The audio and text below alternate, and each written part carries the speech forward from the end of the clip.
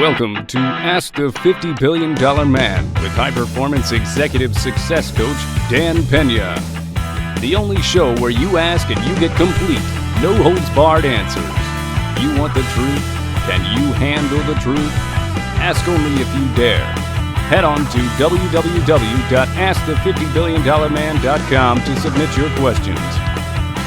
And now, your host, Dan Peña. Hi kids, this is Dan Peña, and we're going to have a special podcast. I've had a couple more, and whenever I get a overwhelmingly large amount of questions about a certain topic, it gives me pause for thought, and I think, well, maybe I should do a special on this. And the question is, do I have to be an alpha male to follow quantum leap advantage methodology? Do I have to be like Dan Peña to follow quantum leap advantage methodology, QLA? Do I have to be an alpha male to, and I don't know what you call an alpha male female, but you know what I mean, a type A personality, to be a super high performance success? And the answer is no, no. I think there was 5 questions. No, no, no, no, and no. I often talk about Klaus Kleinfeld. I'm not sure he's an alpha male. I don't think he's an alpha male, but he's certainly a very successful person. And I've told you that there's 2 ends of the continuum. There's the Dan Peña, General Patton end of the high performance continuum, and there is the Henry Kissinger, Klaus Kleinfeld end of the continuum. Now, notwithstanding what you may have thought, again, you don't have to be like, this is Charles from Rwanda, when Sally, my wife, and I hiked with the silverback gorillas. Charles is an alpha male for sure. I think he's got 19 or 20 in his little horde, and he's got 15 or 16 wives. And in that respect, he lives the life of a lot of guys would like to live. Having 15, 16 wives. But you don't have to be an alpha male. Now, some people look at it a little differently. Well, if I'm not an alpha male, do I have to be a Spartan warrior? Okay? In order to train and live like a Spartan warrior, you need to be ruthless in your approach. Mercy and failures are not options, but just mind barriers which you need to overcome in order to be successful. Well, the answer is no. You don't have to be a Spartan warrior. And again, 95 or 97 or 98% of the high-performance people that I've ever met are not alpha males. They're not A personalities, and they're not Spartan warriors either. And as we go through this short presentation about whether you have to be an alpha male to be a high-performance person and follow QLA, you're going to find that it's an excuse. And it's an excuse that people have conjured up to make it more plausible why they're not more high-performance, why they're not more successful, why they have not accomplished as much as they may have or should have in their lives. So you don't have to be an alpha male, you don't have to be an A personality, you don't have to be a Spartan warrior. You can be just a regular guy or gal, a nerd, sitting behind your computer. But if you follow the templates, or not if, when you follow the templates, you'll be something that you should have been all along, and you will come a lot closer to fulfilling your potential. Now, too many of you hide behind your computer like this little guy, and never get out, and never meet people, and never practice your communication skills. But even the people that are not alpha males, the people that are not A personalities, the people that aren't Spartan warriors, if they don't get out and follow the templates and practice their communication skills so they get better, you're not going to be able to achieve the potential that we were put on this earth to receive, or to obtain, I should say. And be all that you can be. As Joe Batten, my former partner and mentor to Ross Perot, said, as I've said several times on podcasts and in seminars, he came up with the saying, be all you can be for the United States Army. So even the nerds watching this can be high-performance QLA devotees. Now, notwithstanding everything I just said, we're all genetically wired to fear and be afraid. You know, it used to be the flight or fight. We ran away from the saber-toothed tiger, or we stayed and fought with him. Not too successful in most cases. But, you know, remember, fear is false expectations appearing real. And so, you know, I'm afraid too. But it's not what you do when you're afraid. It's what the actions you take in spite of your fear. You know, it's what you decide to do, how you're going to move forward. So get it out of your mind that even alpha males, even Spartan warriors, even A personalities don't fear. That's bullshit, because they do, and we do. But I'm so used to being in fearful situations, not just life-threatening, which I've and I've documented many times on newsletters and in email or in seminars and on podcasts. But it's what I do when I am afraid. And you show me your friends, and I'll show you your future. You know, I gave a podcast not too long ago to a guy, a successful guy, who is based in the Bible Belt, and in central United States. And in the central United States, they tend to be more God-fearing. And I was telling them about, you know, show me your friends and I'll show you your future. And because of the particular city that he was from, I made a couple of analogies. If you sit around drinking beer all day and farting with your friends and thinking that's funny, how is that going to lead you to being successful? And the people that do that quite often are because they're afraid to venture outside their comfort zone. Now, getting back to the original premise, you know, do you have to be an alpha male to be a high-performance person? The answer is no, okay? But playing it safe your entire lives mostly have been, you know, that's what you've done. That's what you're taught to do. That's what your parents did, and that's what your grandparents did, unless that you really have unusual family, okay? Fear keeps us from performing at our highest level because we're naturally risk-averse. And it goes back to the hundreds of thousands of years ago when we were, you know, running away to save our lives from some big, you know, prehistoric animal or another caveman, etc. So it's what we do. Now, with all the free content I have on my site, and I tell you to go to torrent to get my product, which a lot of people are questioning why I do that, and I don't know, I can't make it any plainer to you. It's because I want you to get the information, and I don't need to sell it to you. And if that doesn't differentiate me from anybody else that's doing this, I don't know what else, you know.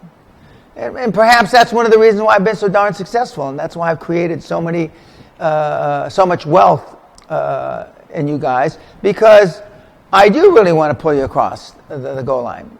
So it's all right to feel that you're afraid. It's what you do in spite of your fear. We had a guy at the seminar here a while back, successful guy. Ostensibly, he was probably the most successful guy in the seminar group. And when he came into private time, where you kind of bare your soul, and remember, I get a lot of information on you guys before you get there. And you bare your soul, and this is what you want, and this is what you're, you know, in your mind has kept you from doing X, Y, etc. He stood up before my desk at attention. He said, I told him, have a seat. And he says, no, I need to do this standing up. He said, I've practiced it. With his papers in front of him, and he read through these statements, you know, of his goals and why he thinks, or why he knew, why he hadn't been more successful. And it took a lot of balls. And he was probably the most successful guy in the seminar. And yet he had fear. Success measured by notoriety, exposure, and assets accumulated. So, I mean, it's okay. And as I said, most of you that say, well, I can't be Dan Peña, or I'm not an alpha male, I'm not an A personality, are just using that as an excuse not to be more successful and achieve more. As my old mentor, Jim Newman, God rest his soul, which was the founder of PACE, which stood for Personal and Company Effectiveness. He left IBM about the same time Ross Perot did, back in the early 60s. He was the one that was credited with the terminology comfort zone, stepping out of your comfort zone. And I've already said on countless occasions that he changed my life back in 1976 when I first met him, in that he showed me that the reason I wasn't satisfied with where I was is because I knew I was operating within my comfort zone as a Hispanic man. But he said what differentiates high-performance person from others is positive response to pressure. It doesn't say you have a lack of fear. It doesn't say that you don't feel the pressure. What he says, and I believe, and I've lived this now since 1976, almost 40 years, is positive response to pressure. And when he articulated that to me, and he differentiated me from the other people that were Hispanic, and that I needed to compare myself against people outside the Hispanic community, my whole life changed. He also helped me with some additional things, from going from a micro thinker to a macro thinker. But it's positive response to pressure. We all have pressures in life. You know, for those of us that are parents, we know when our kids do bad in school, or they come back and they do something that we're not so proud of. How do we react to that? Do we scream and yell and hit them? Or do we just scream and yell? Or do we just hit them? We don't do much hitting anymore because you go to jail for that now. Kids can put their parents in jail. Kids can actually divorce their parents now, which I find flabbergasting to me. But, I mean, how do you respond to the pressure? How do you respond to when you're caught in traffic? How do you respond to your kid flunking out of school? How do you respond to just the normal day-to-day pressures that we all go through? Well, that's a telltale sign. Now, I respond pretty well, although I may say something in a blustering manner. I may yell, but I mean, very, very few people have ever seen me really upset or really mad. Because it's like the famous scene in Patton, the movie about General George Patton, when he's screaming and yelling at his men, and he's got a big American flag behind him, and he's telling them, we're not going to die for our country, we're going to go make sure we kill the other bastards and they die for their country. And he's screaming and yelling, et cetera, and he's walking off the stage, and with his aide, who was a full colonel, he says, General, we're not sure when you're acting or it's for real. And he turns to his aide and says something to the effect, well, it's not for you to decide whether I'm acting or if it's for real. It's in your terms, it's always for real. So sometimes I do yell, even when I'm not mad. And I'm not the only high-performance person that does that. Now, the real key to being a high-performance person, whether you're an alpha male or not, is taking control of your life, but it's very, very hard. Taking control, when I tell people when they end the seminar, or when they finish reading my book, Your First 100 Million, which you can get on torrent, or you finish going through all the seminar material that's on the site, and we have hundreds of pages of free content. You can never say, again, I didn't know how to do it. QLA is intellectually very, very easy. If I gave a test, even essay tests or true and false tests or multiple choice tests, most people going through it one time, the material could pass with very high marks.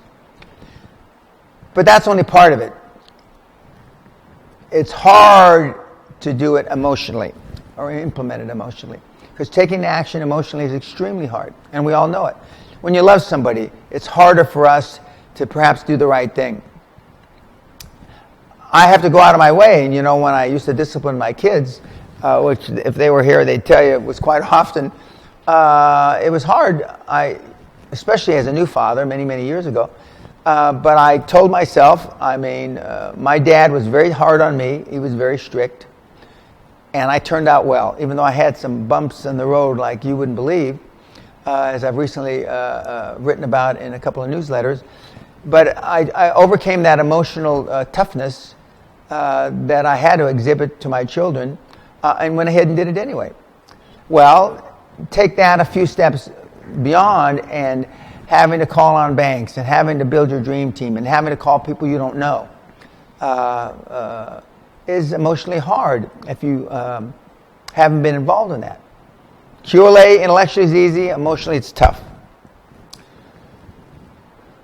But it all gets down to how much do you really want this, okay?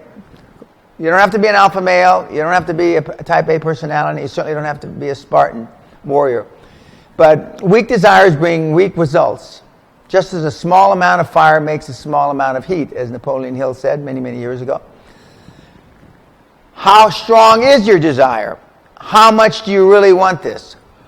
How much do you want to change your life for yourself, your family, and maybe the planet?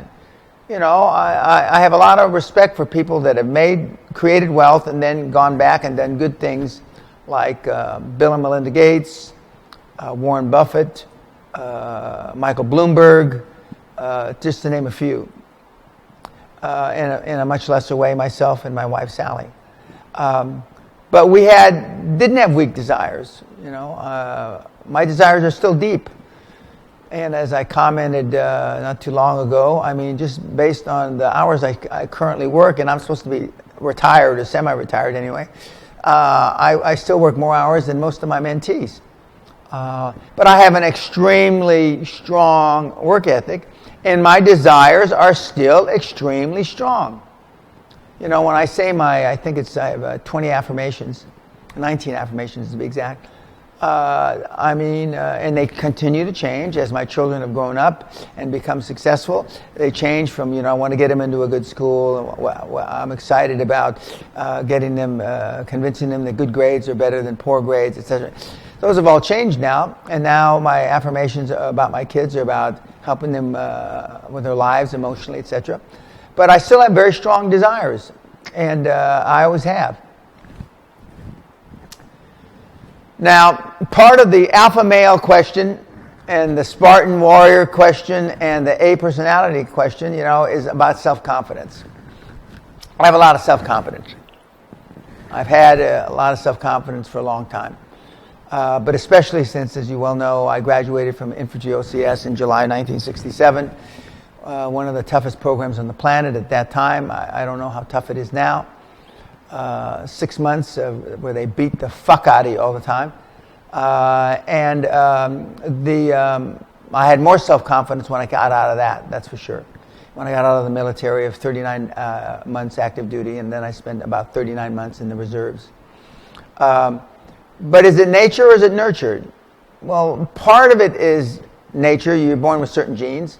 But in my judgment, most of it's nurture now. Because my dad, notwithstanding I had good genes, nurtured that by being tough as nails. He invented tough love in the 50s. Is self-confidence something that you're born with, or is it taught and developed? It's a classic argument. There's people on both sides of the continuum that say it's one, and some people say it's the other. But I believe it can be nurtured, and that's why the mentor program, whether it's from me or anybody, or I should say a mentor program, whether it's from me or anybody, is extremely important. In the QLA system, if you come to the castle, I mentor you for free for a year. And I beat you pretty regularly, metaphorically speaking, of course. I just got some responses from a podcast I did for somebody else. It was his 135th podcast. He said it got more response and more raves, and by far it was the best podcast he had given. And he sent me some of the responses from the kids. And they all used words: thanks for the beating, thanks for the whipping, thanks for kicking the shit out of me, thanks for not letting me whine. And they went on and on and on. Because I believe with all my heart, and I believe this a long, long time, and some people are starting to come around to this, notwithstanding political correctness, is people want fucking leadership. People want leadership. They want to be given direction. And that's why I'm so happy that I've gotten this showbiz type exposure. Can it be nurtured into you, or are you born with the idea there are some people who don't wait for things to happen? That's got to be nurtured, in my opinion. Notwithstanding, some people have different personalities, as we've already discussed. But again, you don't have to be an alpha male or a Spartan to not wait for things to happen. There's a lot of old sayings. I coulda, I shoulda, I woulda. But the point is, the squeaky wheel gets the grease. And just about anything in life. I'm not saying that's right. I'm not saying that's wrong. I'm not saying that that's anything other than that's just life. And what the QLA teaches you, for example, I have a mentee, not just one mentee, but 2 or 3 mentees in the last year that have emailed me and said, Dan, how often do I push this guy until he thinks I'm a lunatic? Or, Dan, he said I'm being too pushy. Or, Dan, and if they say that, then next, you got to go to the next guy or the next gal. Okay? QLA is all about making shit happen, not tomorrow, today. One of the guys that was at a recent seminar, Brian Rose of London Real fame, who really got me started in showbiz, and again, I thank Brian, said it, quite uniquely, and he says what QLA encapsulates is he teaches you how to accomplish in 3 to 5 to 6 years what normally would take a generation. And a generation, depending on who you're talking to, is between 20 and 25 years. And when you think about Zuckerberg, you think about me, you think about some of these other luminaries that they did it in 5, 6, 7, 8 years, that's about right. And I mean, Zuckerberg's not following QLA, but many of the things he does is very QLA based. Although I've never met the young man, and he probably doesn't know who I am. But it gets down to, how much time do you want to continue to waste? That's the real question. Working hard for something we don't care about is called stress. Working hard for something we love is called passion. Whether you're an alpha male or you're Henry Kissinger. I mean, Mr. Kissinger is a passionate guy. Klaus Kleinfeld's a passionate guy. Just as General Patton's a passionate guy, and God knows I'm a passionate guy. But I've never called it work. I don't know Tuesday from Sunday. I have board meetings. We had a board meeting last Sunday because it's the day when most of the board members have the most free time. Now, we could be spending that other free time doing other things, playing tennis, golf, etc. But we had a board meeting.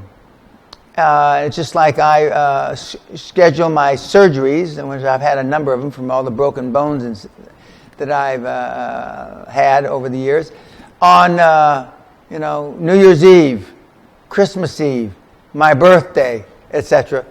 Because it's easier to get operating room in a hospital because nobody else wants to work. And I've told you, if you need a break and you need to de-stress, or you need to unwind, or whatever the politically correct words are for to chill, you're in the wrong job. You're in the wrong job. Most people are living quiet lives of desperation. Now, I still not used to the fact, and I'll never get used to the fact that people, don't respond quickly over a weekend. We've seen countless examples of the chairman or the CEO or a very senior guy in a big company will call an IT guy or somebody at 3 o'clock in the morning and expecting a question. He's up at 3 o'clock in the morning. He wants a question now. He doesn't want to wait till Monday or whatever day it is. So again, I mean, if it's stressful, it's because you're not enjoying it. And if you do enjoy it, it's because you're passionate about it. Because passion matters. I've been accused of a lot of things, but lack of passion isn't one of them. And QLA is based on passion. And if you can't exhibit passion, then you're going to have a tough goddamn time implementing the templates. We give you all the templates. We tell you how to call. We have sample emails. We have sample questionnaires. We have sample interviews. How to interview for a board member. How to interview for a bank. How to financial institution. How to interview for a lawyer. How to interview for an accountant. How to interview for your first acquisition. We have all these templates, but if you don't do it with passion, they're not going to work as effectively. Jack Welch said, not too long ago, you need to face reality as it is, not as it was or as you wish it to be. And a lot of you are stuck in your rut. And a rut is, to me, is a coffin with the ends knocked out because you're wishing it wasn't the way it was, or you're wishing it could be another way, to be a different situation, and you're not looking at it as it is today. If you're passionate about what you're doing, or more importantly, you're passionate about your desires, you'll make things happen, you'll make things change. As Steve Jobs said, not shortly before he passed on, God rest his soul, this isn't your second chance, it's your last chance. Nobody gives you, you must take. Now, I tell all my mentees, you got to be more selfish. Not selfish in a bad way, but unless you love yourself, you can't love your wife, your partner, your kids, whoever. Selfish in a good way, so you can create more for yourself, so you can do more for others. I'll say it again. So you can create more for yourself, so you can do more for others. I'm able to travel all around the world with my wife because we have more choices. We had dinner not too long ago with another very successful guy who has a similar lifestyle to my wife and myself, and they have more choices because he's worked 30 years very diligently and created a lot of net worth, and he does a lot of good things. He supports churches, he supports a lot of different things, but without the ability, or without the onerous task of working hard for a lot of years, it's very difficult to create wealth. But, creating wealth has a lot of great upsides, not just for yourself because you can do a lot of neat stuff, but because you can do a lot of neat stuff for others. Okay? But nobody gives it to you. You got to be selfish. And sometimes I think when the Harvard Business School, this is a quote from the Harvard Business School in November 2013.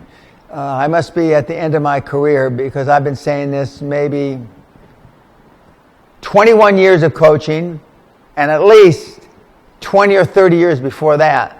You can't be a wimp. You got to make the tough calls.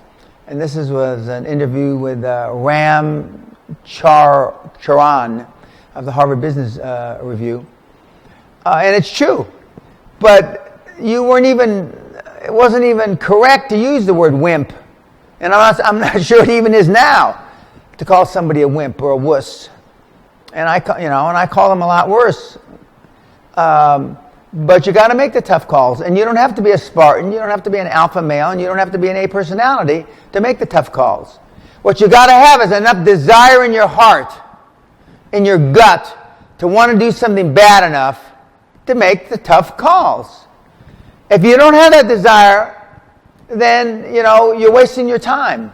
You'll stay in that goddamn rut, not for eternity, because nobody lives for eternity. I plan on living a long, long time, but even I will not live for eternity. But you got to make the tough calls. And again, you show me your friends and I'll show you your future. And you're sitting around a beer at a sports bar, drinking beer and farting and belching, that's your fucking future, kid.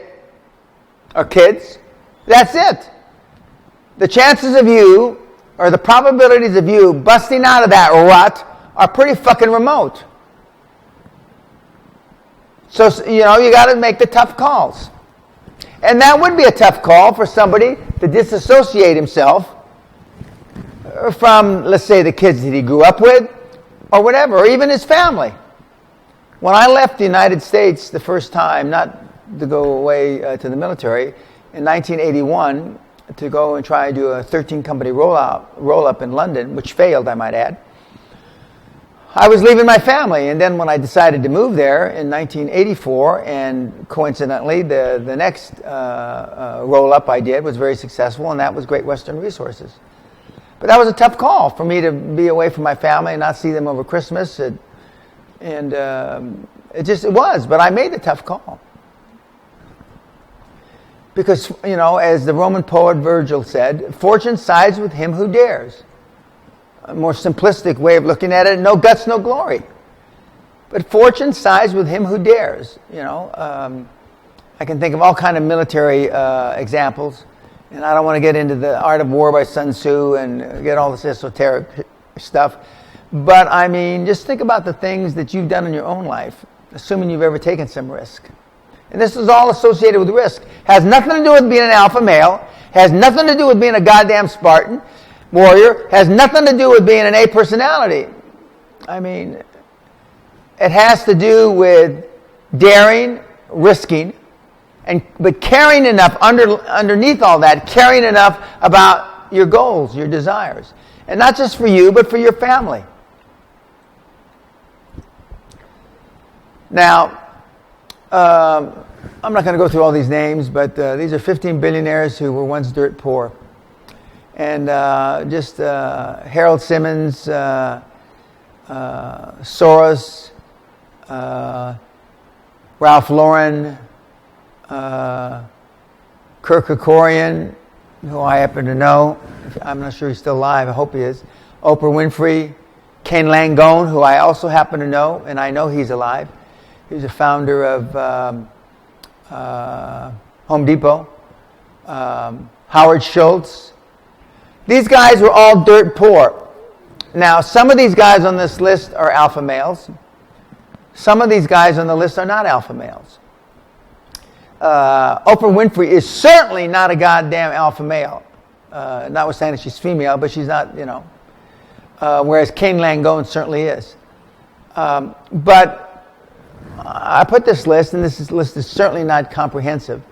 This list is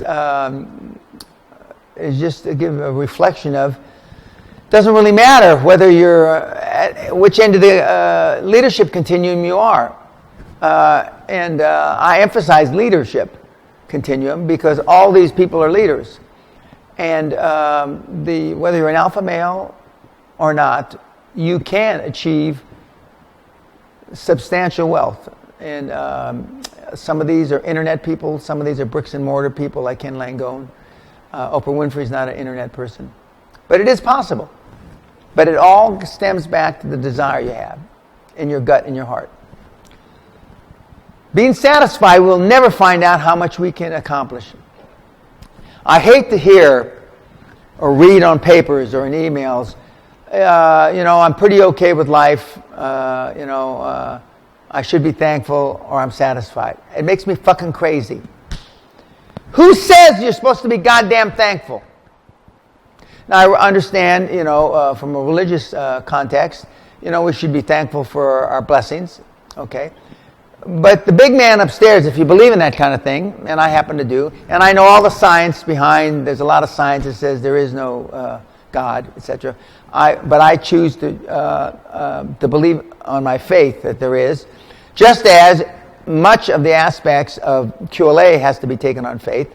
The faith is that I did it, but not just because Dan did it, but now we've got tens of thousands of people that have used it. So it's less faith now than it was 21 years ago when I started. But being satisfied, we never find out how much we can accomplish.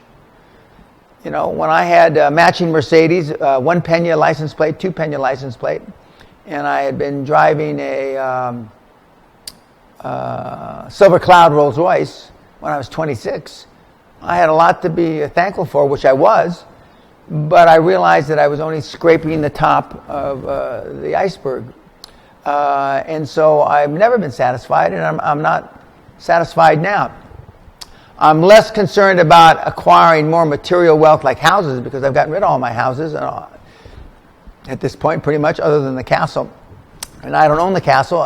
Irrevocable Trust owns the castle for the last 25 or 30 years. But I'm not satisfied for where I am with you kids. And, 50 billion, over 50 billion in wealth creation is a pretty awesome number, especially since virtually none of it is internet-based. And I'm still looking for my big internet hit, kids. So, and I'll say again, and I've said previously, and I said on several podcasts here, I don't do deals with anybody I have not personally trained. Unless I have been able to spend a week with you at Guthrie Castle, and I know that sounds self-serving, but fine. I don't care if you bring me a deal that turns shit into gold or it saves mankind. I'm not interested in it unless I've trained you, you're QLA trained, and then I'll decide whether I like the deal or not. But I'm not satisfied with the success I've had, and I've had a lot of success with you kids. And I'm not, I'm never going to give up on that. I plan on doing this a long, long time. And as I've just recently reported, I'm planning on my birthday, which is coming up, my 70s decade of my 70s to be the most productive one of my life. And I've had pretty damn productive decades in the past.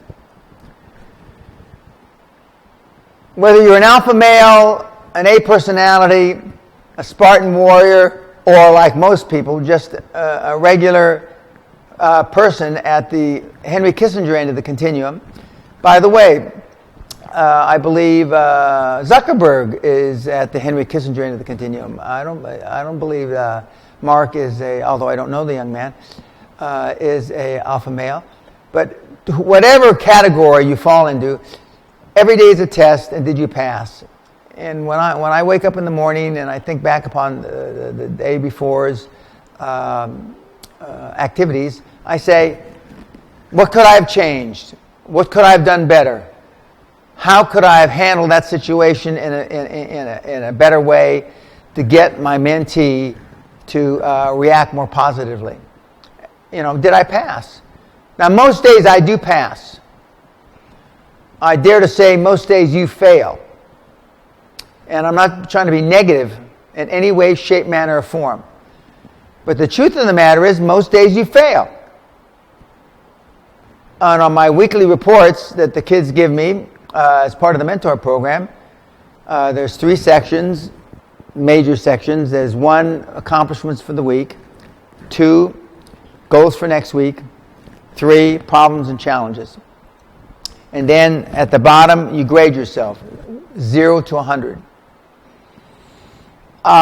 We have people that have listed 0 for their grade for the whole week, 2, 3, 5, 15, 20, 30.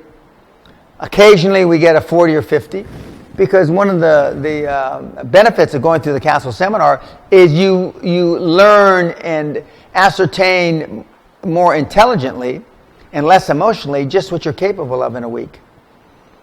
What you're capable of. And when you know what you're capable of in a week, you realize how little you got done when you measure it.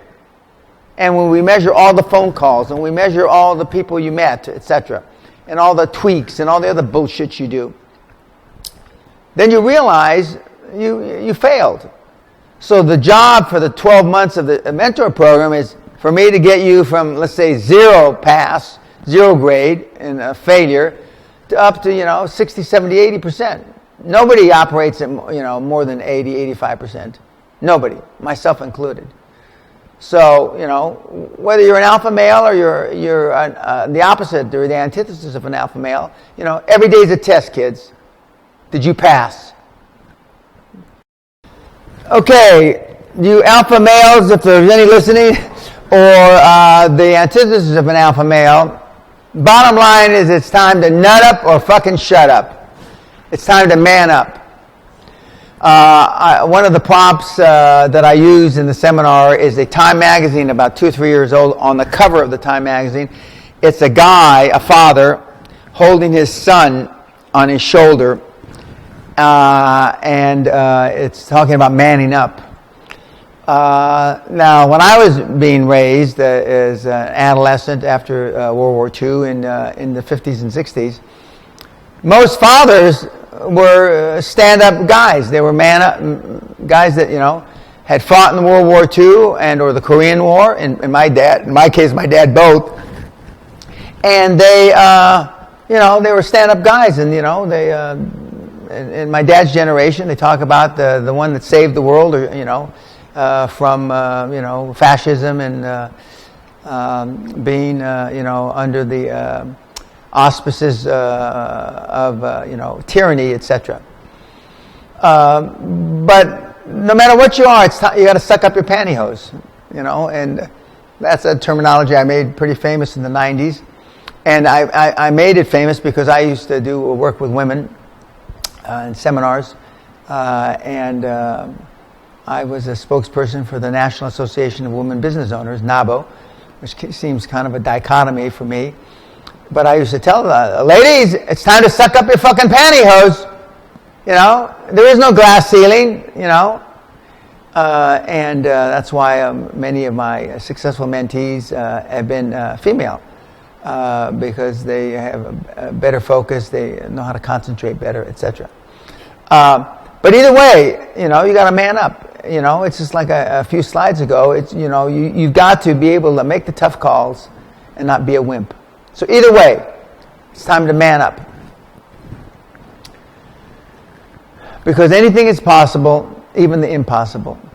And, some of the things that I've done, in fact, many of the things that I've done in my career, looking back in retrospect, are, even to me, seem impossible. How do you turn $60,000 into $65 million in 100 days, which in today's dollars would be about 100 million. Pretty daunting, actually. But at the time, I just was focused. I kept my head down and just kept, 1 inch at a time, moving forward.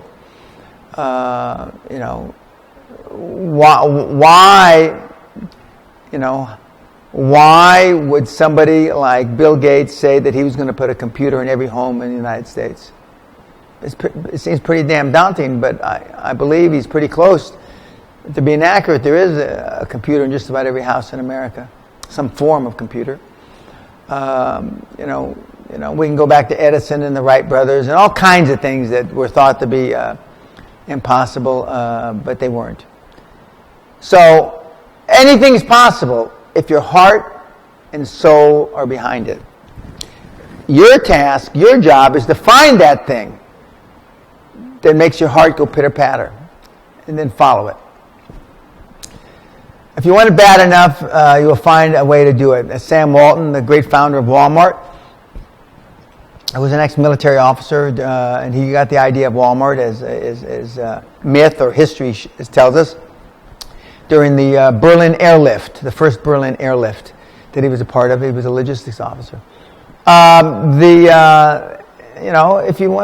You'll find a way. If you want it bad enough. The problem that I see with the kids is they think they want it bad enough. They read a lot of books, and they think and listen to podcasts and listen to CDs, etc., because they think that is part of the road to learning, and it's not. The road to learning, which is going to be filled with a lot of potholes, is always under construction, and it's laden with your mistakes. And that's what we learn best from, unfortunately, is mistakes. So you'll find a way if you want it bad enough. If you don't want it bad enough, then, stop beating yourself. Now, this all started with, are you an alpha male?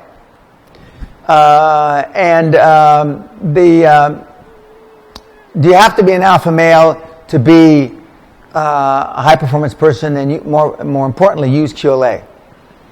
Now, I've told you 6 or 8 or 10 different reasons why you don't have to be.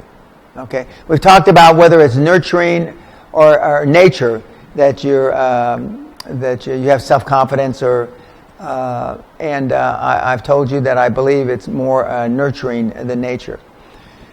But in all of us, there are alpha male traits. Even this picture that depicts a kitty cat looking at himself or herself in the mirror, and he sees a robust lion. It doesn't matter what you look like, although you only have one time to make a first impression. It's what you think of yourself. Now, this cat, who looks like a little, I don't know if it's a kitten or not, looks at itself like he's or she's a lion. And that's all that's important, is what you think of yourself. It doesn't matter what other people think. You know, I've told people countless times. It doesn't matter what the morons say. It doesn't matter what the morons think. It's what you think of yourself that's important. In fact, that's the only thing that's important. As long as you're doing it morally, ethically, legally, and you're not hurting anybody's feelings on purpose. But you're going to hurt some people's feelings. I would be disingenuous if I told you weren't going to hurt some people's feelings. Because God knows I've hurt some feelings in my time.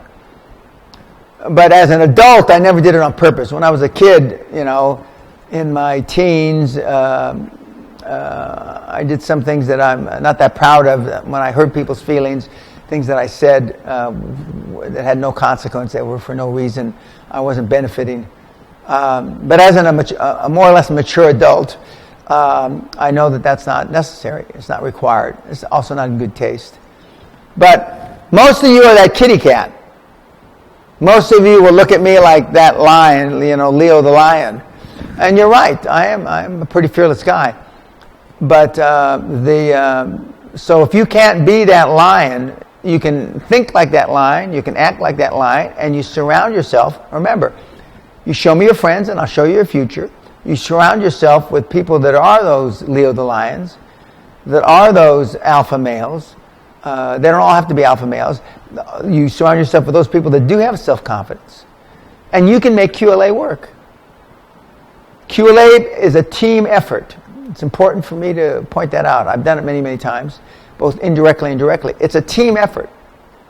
It's not just you against the world.